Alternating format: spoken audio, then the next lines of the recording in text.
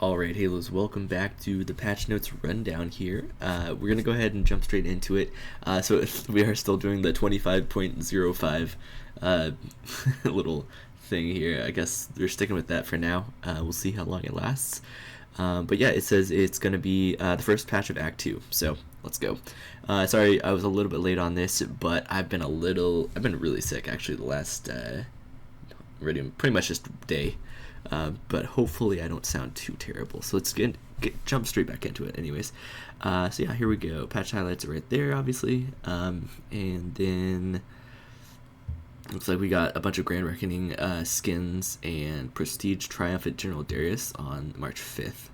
And okay, Hextech chests, skinning champs, and more updates.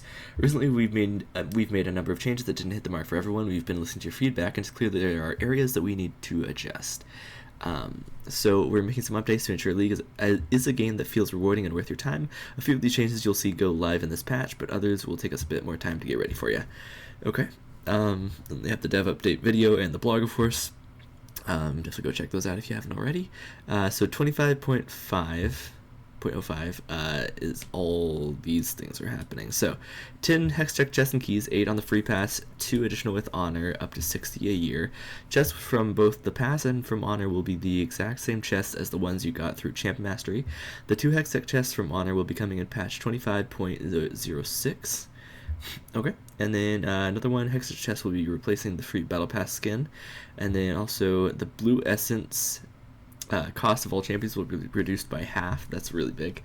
It's really good. It takes way too long to get all the champs in the game, honestly, unless you have like Game Pass or something. So yeah, that's really nice. That's super nice. Alright, and then adding 25 mythic essence to the paid battle pass to replace one paid pass skin. Okay, for the paid. Okay, this is the paid version. Clash is going back to a monthly cadence.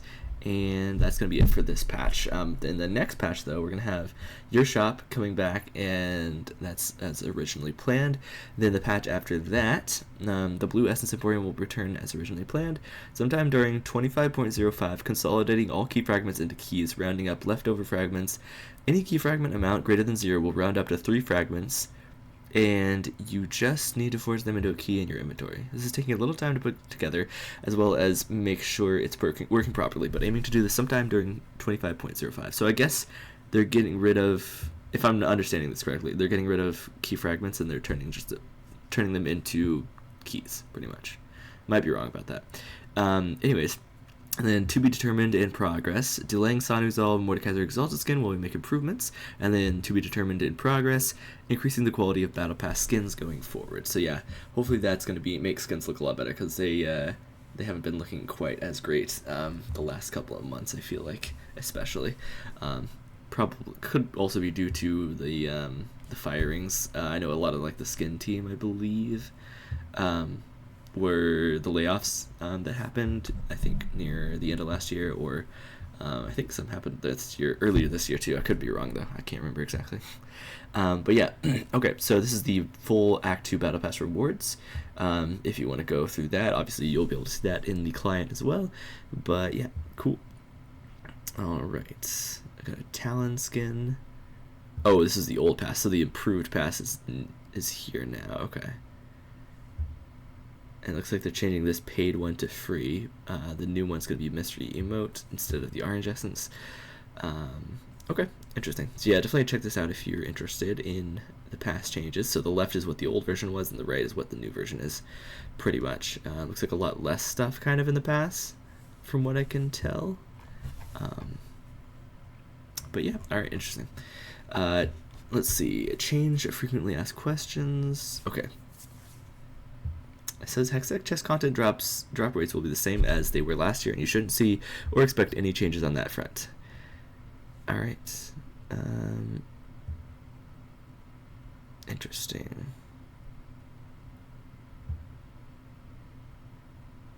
Okay. Definitely read through some of that stuff if you haven't already. That's kind of interesting and useful, but not necessarily like super important or anything. Lane swaps are up next. So I hear they're completely cracking down on lane swapping in pro, and they don't want this to happen anymore, unfortunately. So it is what it is, I guess. Definitely read through all this if you want. But look, so we have lane swap detection. So from minute 130 to minute 330, if two enemy champions, both of who don't have a jungle item, are in top or mid lane or surrounding areas, that's the lane swap detection basically. So if the team has no junglers, the above rule is disabled. Interesting. So that's for like Earth and stuff like that, I'm assuming, probably, or something like that. If the team has two or more junglers will now be included in the check. Okay.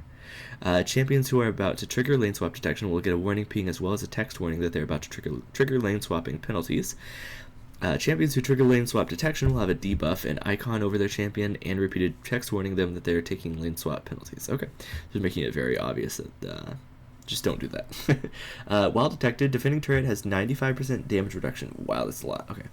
Fortification no longer reduces damage if lane swaps are not detected. Interesting. Okay. So fortification is just like deleted, sort of. If there's not a lane swap, which I don't think there's going to be, honestly. Defending turret deals 1000% damage to minions. Holy, so it just one-shots all the minions, pretty much. Interesting. I would assume that's what that means. Defending turret and minions give gold and XP from their kills to the nearest allied champion in the lane. Okay. Off-ending champions gain 50% less...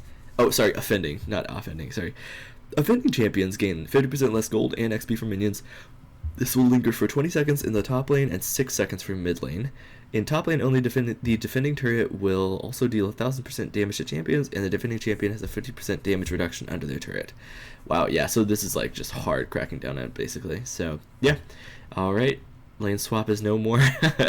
I would be very surprised to see them do it in pro play after this patch is live in pro. Okay, I think it's fine, honestly, but it is kind of crazy, not gonna lie.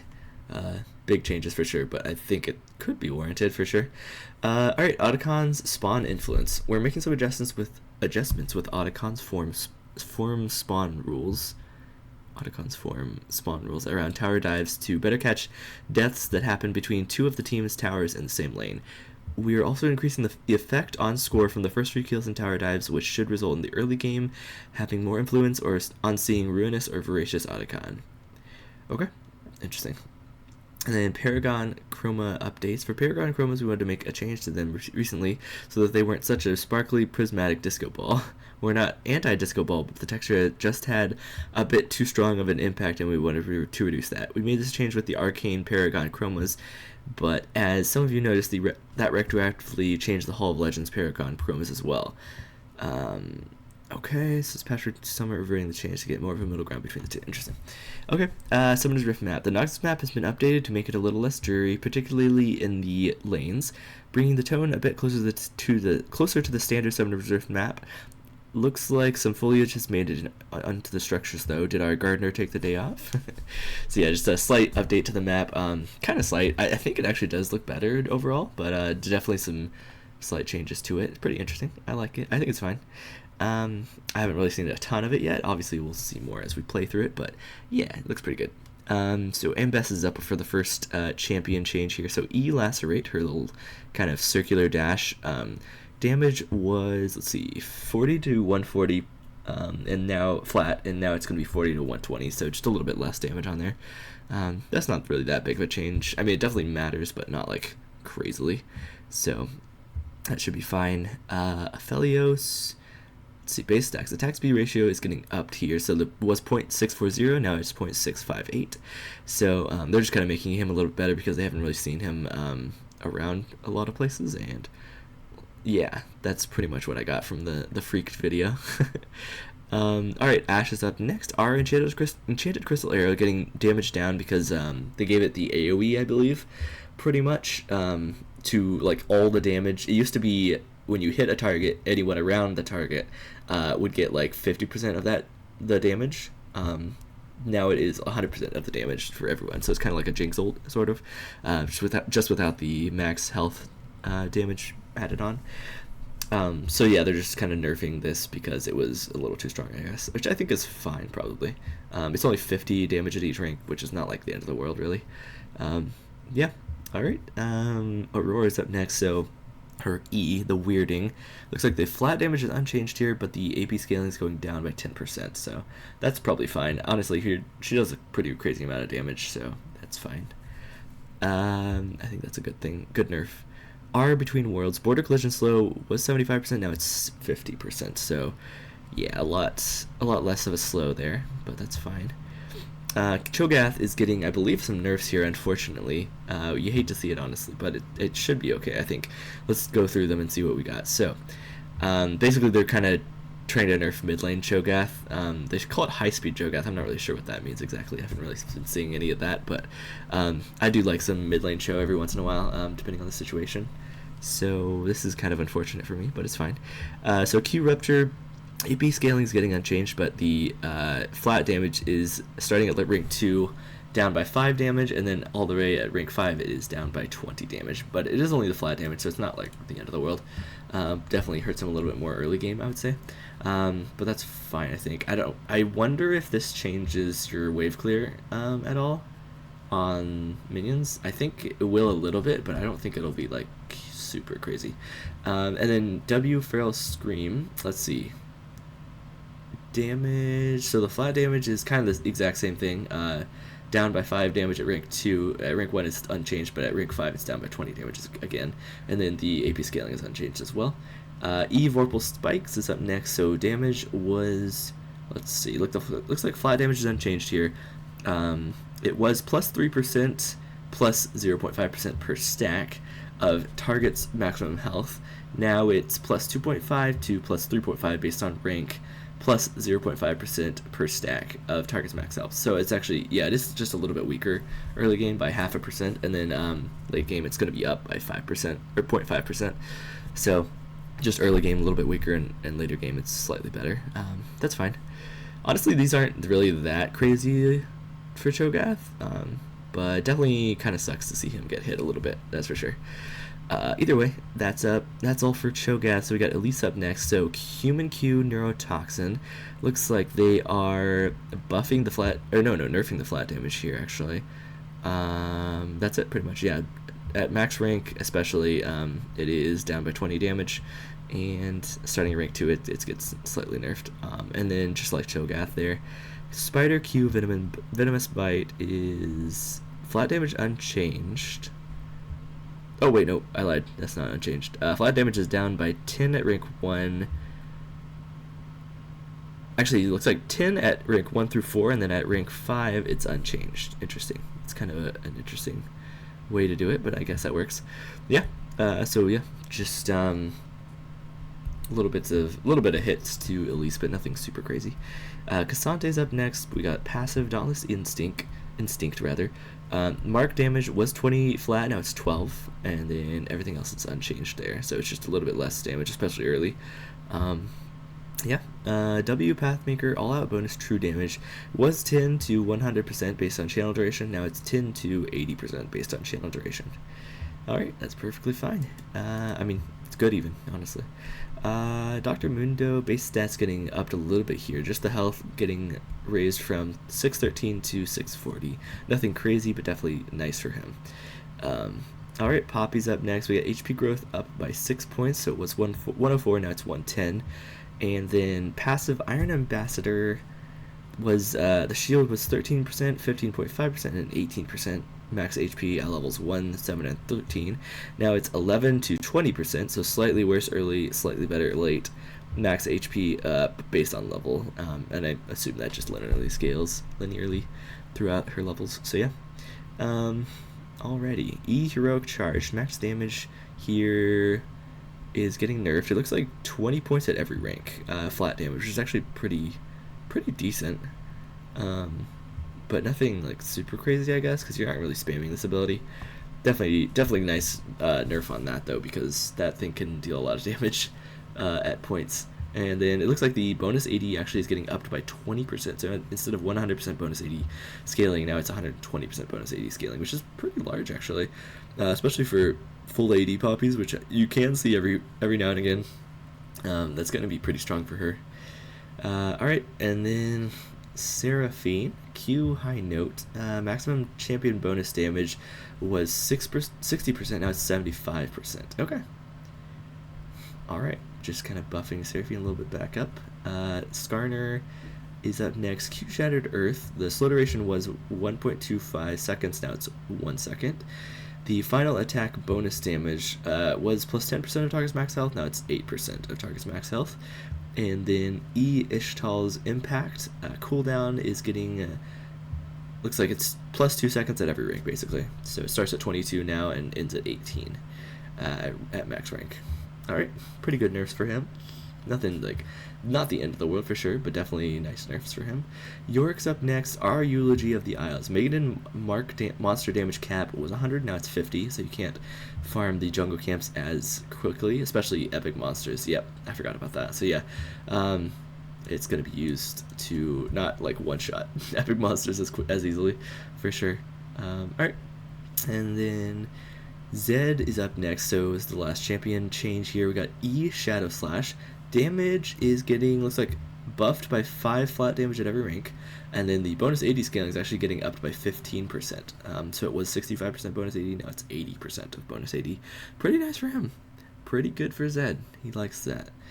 Alright, that should be it for the champions changes here. Next up we have items. So looks like they're changing introducing a change rather to the tooltips of items that have stat stacking elements that allow that stack to now reflect the value that you're gaining from the item's respective effects. Okay. Alright, interesting. Staff of Flowing Water. Rapid AP buff duration was 4 seconds, now it's 6 seconds, so that's pretty nice. Unital Wild Arrows. Practice makes lethal crit chance per stack was 0.2% per stack. Now it is 0.4% for melee and then 0.2% for range, so it's just better for melee basically. Interesting. So I guess this is buff to Yasuo and Yone if they build this item at all. Interesting for sure, or maybe even good for Gangplank and stuff as well. Yeah, interesting.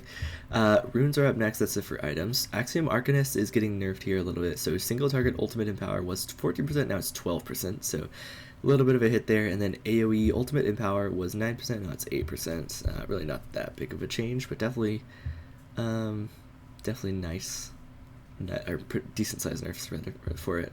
Unflinching Rune bonus resists was 2 to 10. Based on level. Now it's 6 to 12 based on levels. Actually pretty nice. Pretty good buff. Interesting. Alright, Sixth Sense cooldown was 275 seconds for melee, 350 river range. Now it's just a flat 250 seconds for both, which is really good because this was way too long of a cooldown, honestly. So yeah, I'm glad they're like taking some cooldown off of that for sure. Alright, ARAM changes, definitely pause to read that if you're interested. Swift play, sudden death. Sudden death no longer damages the nexus. Okay, interesting. And then we've got some item changes for swift play. Rod of Ages, the timeless timer was 45 seconds, now it's 40 seconds. And then we've got some arena stuff. So yeah, welcome to the Grand Reckoning. We got the new arena. It's back. And then obviously pause to read all this stuff is pretty cool. Arena fame. So it looks like you just, it has like a progression now. So the longer you play, or the more you play rather, the more cool stuff you can unlock sort of, but it's not like super game warping, I think. From my understanding, I could be wrong. But yeah, you can like unlock augments that were locked before, so kind of interesting. Bravery and crowd favorite, you can like you have like item anvils kind of, or bonus stat anvils, and 2 bonus rerolls. You got like, you can vote on different stuff as well. Interesting. Guest of honor, yep, that's the other one. So this is all the stuff that all of the guests of honor do, which is actually pretty cool, not gonna lie. I like this, that you can actually see that. But yeah, that's gonna be it for that stuff. Just pause to read all of this if you're interested. And then they've got some quality of life changes for that. Mythic Shop is here if you want to read it. Now available is that stuff, and then this stuff is going to be leaving, or is already gone if you are watching this too late. Bug fixes and quality of life changes, as always, are useful to just kind of browse through just in case, because sometimes this stuff can be pretty big.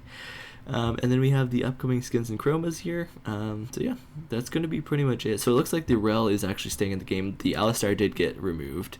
And then you've got Talon, Rel, Scion, Draven, and Darius. That's kind of a cool looking Scion picture, actually. I like his helmet. Looks pretty nice. Alright, but yeah, other than that, that's going to be it for today. Thank you all for watching as always, and I'll catch you guys in that next part. Alrighty, peace.